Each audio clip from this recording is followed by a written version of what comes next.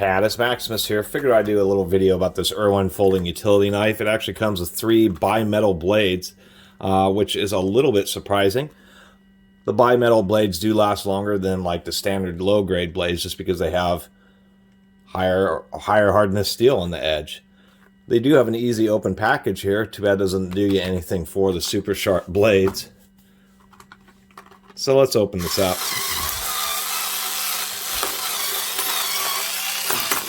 Using this thing so we can get at everything nice and easy.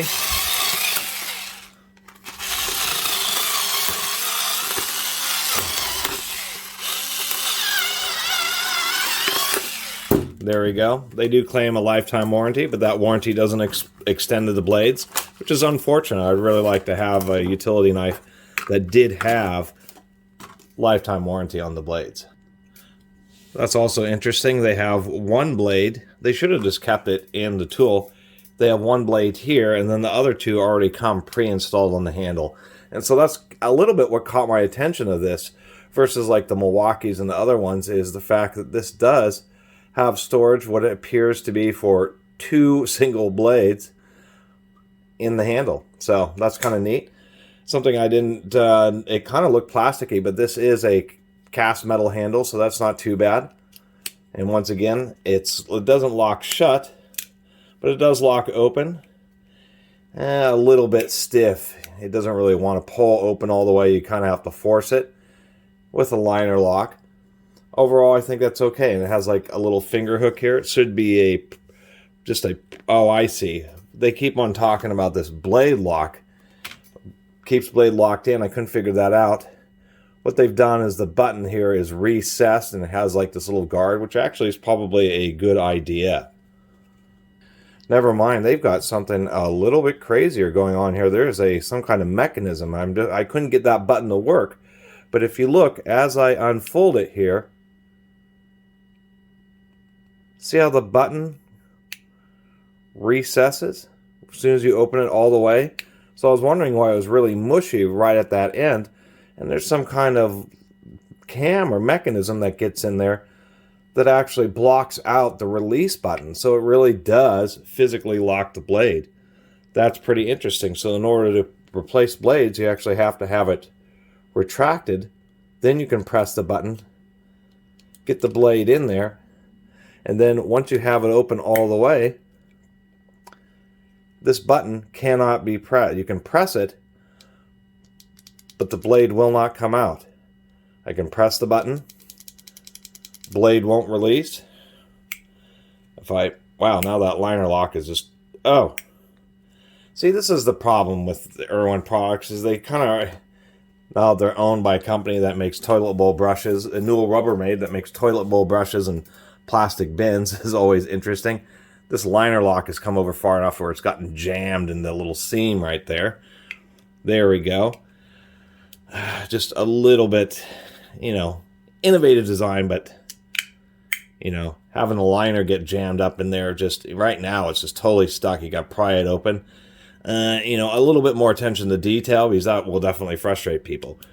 Nonetheless, it is an innovative design to be able to have a button that locks out so that you can replace the blade easily. And then no matter how you're using, or I shouldn't say no matter, but pretty much any way that you're using it, once it's open, you don't have to worry about aggressively using the knife and having the blade come out of the knife. So if you're really on it like this, or drop it while it's open, the blade should stay in there.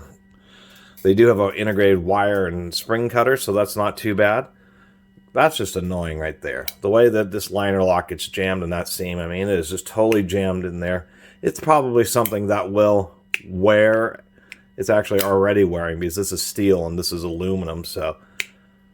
But I'm sure on some other units it's getting pretty jammed up. And then it's pretty compact. So overall, it actually has a decent belt clip.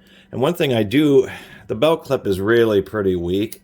And this can get bent real easily, which is a little bit disappointing, because they have the belt clip mounted under the main center post for the folder, for the folding mechanism. So that's actually a really secure way to hold this, so you don't really have to worry about the belt clip actually getting loose. If only they had made it a little bit more robust. So overall, I'm actually happy to add this to the collection just because it is some interesting engineering. I think that's pretty trick. Right now, I'm a bit afraid of taking this apart because I've had issues. I've done some snap ring pliers which have had mechanisms like this, and sometimes they can be difficult to reassemble, to say the least. I actually just threw away a pair of snap ring pliers that I couldn't reassemble, but I think that's just so neat, the way that there is a lockout mechanism. The button doesn't seem to retract the same way when there is a blade in there, but if we release it, well, now it doesn't want to release. There we go. Oh, there's just a particular angle. So it has a detent, and I was kind of wondering about that. Why does it have a detent right there, right about 45 degrees? Because if it's bent back this way, the blade lock is also engaged. So if you're in the process of folding it, the blade won't release. It's only right when it hits that little detent of apparently 45 degrees. That must be why they have this unlock and the arrows that shows that it's the right angle. Then you can actually press the button like other quick release utility knives and be able to swap out the blade. I'm wondering if we can actually see the bimetal edge. I guess it's there, but it's not real obvious. Many times with bimetal you can actually see where there's a little welded seam of the hardened steel against the softer steel backing. And I think I can detect part of it if you look real close. It's just that they've really managed to get the grind right on the weld point, because if right here there's actually a little notch, so you can tell that there's a separate piece of steel on the edge. And actually I kind of like that. I almost like the bimetal blades more than I like the knife. And so now that I figured it out, it has to be right at this particular angle, otherwise it just locks out. I don't know why the button sinks down like that when there's no blade in it, but that once again is innovative. It is something quite different on one of these folding utility knives, is to have a lockout. There we go. And I think that's pretty cool. It does add a little bit to the safety. You just wonder how reliable it's going to be overall. But it does have a metal handle. Not much, if we can get this camera to focus, not much flex on it at all, so it's definitely rigid. I do appreciate that they put a little bit wider top on it so that you have a little bit more surface area. We have jimping like on knives where you have just a little bit more grip here and here. And then having this notch, you're going to be able to do some good pulling action. So, mentioned that a couple times. Not a lot else to say. It's actually, there's some engineering in this knife, that's for sure, with the blade storage, the special locking mechanism. I think it's pretty cool. As far as how useful that mechanism is, I'm not really so sure that it's been such a big deal with folding utility knives that people have hit the quick release button and actually had the blades come out. But nonetheless, it's neat to see one where it does have that functionality, or functionality I should say. And I don't mind the wide body. It has as you can see, the body is a little bit wider on one side than the other to accommodate the blade storage. And actually I don't mind that, because it just makes it a little bit easier to grip. It's just a little bit wider, so it's just a little bit more comfortable. Although I have to admit, this belt clip protrudes quite a bit. I think it's to make it easier to get on tool belts. A little bit uncomfortable, but it's not too bad.